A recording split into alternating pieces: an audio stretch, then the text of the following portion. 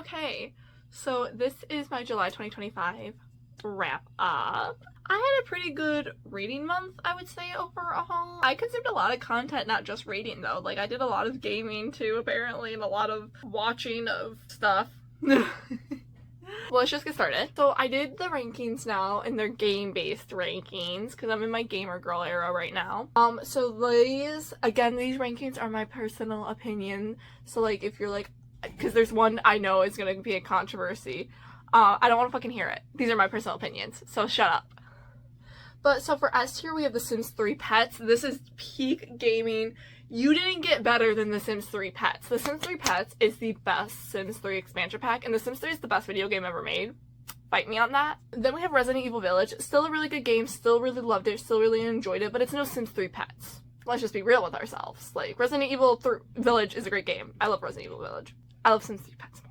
Then we have Pokemon, just a classic, always good go-to. You can always have fun playing Pokemon, but it's never something I'm like, oh, gotta play Pokemon. Then we have the Dark Pictures anthology. These are things that are like not great, don't love it necessarily, but it was a ride. It was a ride. And then lastly, the bottom tier, the worst, is Animal Crossing. I know this is gonna get people riled up, and I don't want to fucking hear it. Like I said, this is my personal opinion. I think Animal Crossing is trash. I only ever played New Horizons, to be fair, and I think that fucking game is trash. And I got it right when it came out. I got it during, the COVID era of Animal Crossing, and I still like I couldn't get into it. I mean, I played it a lot. I did give it its fair share. But anyway, let's get into the rankings. I consumed a lot of true crime content this month. True crime has just always been a fascination of mine. I'm a white girl, so comes with the territory. Let's start. I listened to 2 true crimes podcasts. The first one is Clues. Clues has been on the channel before. Resident Evil Village. Actually, you know what? We're gonna put it in Sims 3 Pets. I think Clues has quickly become, they only have like a handful of episodes out, but they have quickly become my favorite podcast. I always look forward to their new episodes. I'm all caught up now. I always listen to their stuff when I'm getting ready in the morning. And I'm all caught up.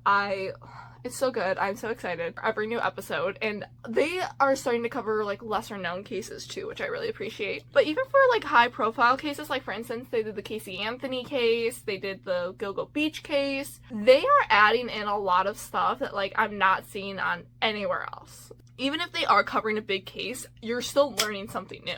And then the other true crime podcast I have is True Crime with Kendall Ray. Now, she does do YouTube videos for her true crime content, and she has another true crime, like, more official podcast with her husband called Mile High. The True Crime with Kendall Ray is more of a YouTube series, and then she just took the audio and put it on the Spotify. That's where I listen to my podcast. But like I said, I usually listen to this, like, while I'm, like, brushing my teeth or stuff in the morning or cleaning, so, like, I listen to it as a podcast. I don't watch it as a YouTube video, so I counted it. This is Pokemon. I mean, it's a classic. It's a go-to. I feel like Kendall does a lot of good. She also works with a lot of the families of victims, but, I mean, like, again, like, she's good. She's a classic. She's a go-to. I listen to her all the time, but, like, I'm gonna be honest, I'd rather be listening to Clues.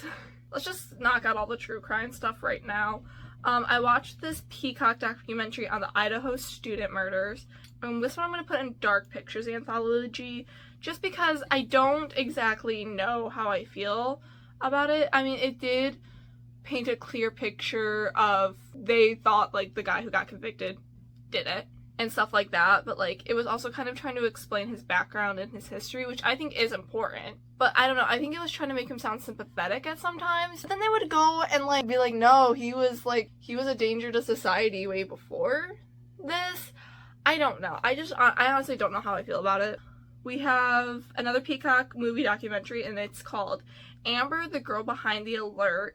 This is about I don't remember her last name, but it was a case of this little girl named Amber, and actually her case is what sparked the Amber Alerts that we see all the time now. I'm going to put this in Resident Evil Village. I thought this was really good. I really liked that the family was so involved in it. The mother, I think it was, I'm not positive if this is true or not, but I think it was, like, even said, like, the mom didn't really do a lot of, like, after the case and stuff like that, which is still open. It's still an active case that they're trying to solve. The mom didn't do a lot of, like, interviews and stuff like that. She did a lot of, like, work and change or whatever, but she didn't do, like, a lot of interviews. But she did this, and I thought that was really nice. I loved seeing all of the work they're doing now too about this case, because like I said, this case took place years ago and it's still an open case. It's still active. They're still trying to solve it, which is just so sad it's never been solved. And I think like the most heartbreaking thing too was like the mom of the little girl, Amber. She said something, she's like, I'm glad that my daughter was able to save all of these kids now, but like it sucks that I had to lose my daughter to do it. And it's just such a fucking, it's such a sad case. It's so upsetting. But like, I feel like it is an important case because it did lead to all these changes. It did lead to us having the Amber Alert system. I feel like if you are at all into true crime and I feel like it's an important case to know, and I feel like this movie was a good way to get to know it. We have the Gilgo Beach Killer House of Secrets. This was a Peacock documentary. I watch a lot on Peacock, apparently.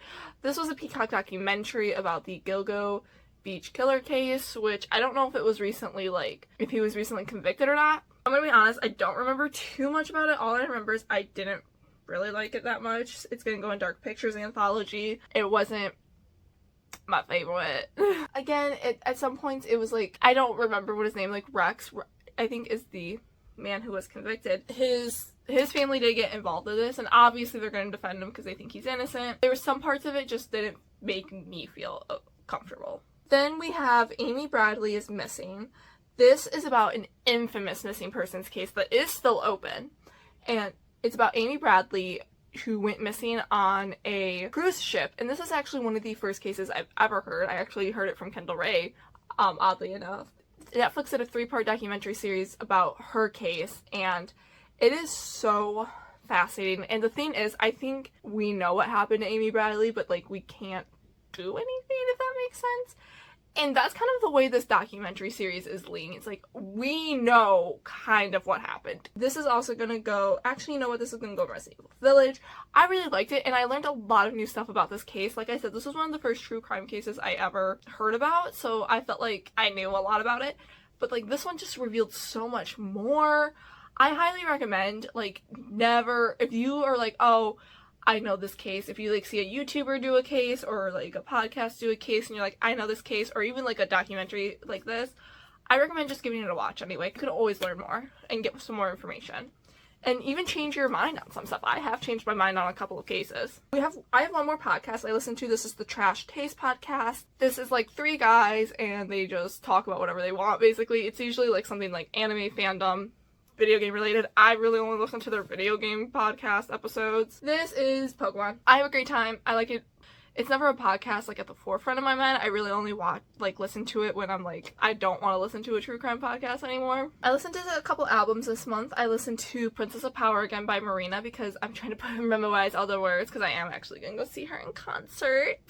I think this is a Resident Evil Village album. I think this is one of her better albums. I don't think I like it better than Electra Heart, if I'm being honest, but I do really enjoy this album. Favorite songs, obviously Cantissimo. I love Princess of Power, the title track. I love I Love You. Actually, you know what? Speaking of Resident Evil Village, she has a song on this album called My Metallic Stallion. And every time I hear that like song now, all I think of is Carl Heisenberg. Then we have You'll Be Alright Kid by Alex Warren. This is Sensory Pets. I loved this fucking album. I listened to it like 3 times this month alone. I think his songs are so fucking beautiful. He's such a good singer. He's so talented. And yes, I found him through TikTok, through his TikToks of him like goofing around and having fun, but his music is actually like phenomenal and deserves to be listened to. Let's do games next. So, we have Little Hope, which is from the Dark Pictures anthology. This is gonna actually go in Animal Crossing. Particularly because of the end. I thought Little Hope is very promising, because I've played The Quarry and Until Dawn, and then from the Dark Pictures anthology, I've played Little Hope, obviously, Devil in Me, and Man of Medan. And I despised Man of Medan, and Little Hope had the same problems as Man of Medan, in my opinion. The first half of it was very promising, and then when you got to the latter half, it started being slow, it started being clunky, and I did not like the ending at all. We have Date Everything. This is gonna go in Pokemon. I'm kind of over the Date Everything hype. I am like still slowly playing it, still slowly trying to get through all of the story mode or whatever, but I don't know. It's just not really not for me anymore. I'm not as obsessed with it as I was when it first came out. Maybe it's like one of those things that's gonna dip and go for me. We have The Sims 3. This is Sims 3 Max. Like, let's be fucking honest with ourselves. Hello. Oh my god. The Sims fucking 3 took over my life. It will take over my life for months at a time. I kid you not. I have like 1,400 hours, I think, in The Sims 3 alone. I have all the expansions. I do not have all the stuff packs. And I don't have all the worlds from the store yet. And I don't have a lot of the store content. I'm slowly but surely getting all of it, though. I'm saving up.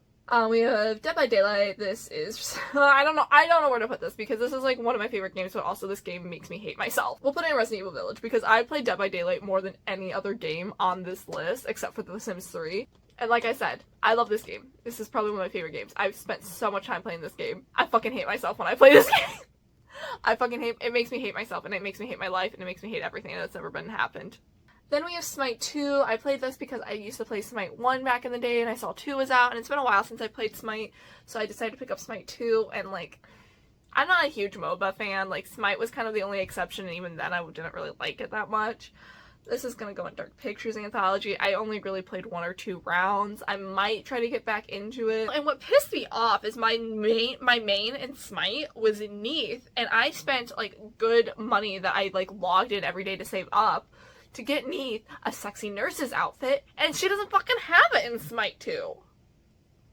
Like, what's even the point then of me playing? Yeah, she has other outfits I can dress her up in, and yeah, they're, like, hot and sexy, but, like, it's not the nurse outfit, so, like, I don't even wanna. Then the rest of what I have are all books, so let's get into it.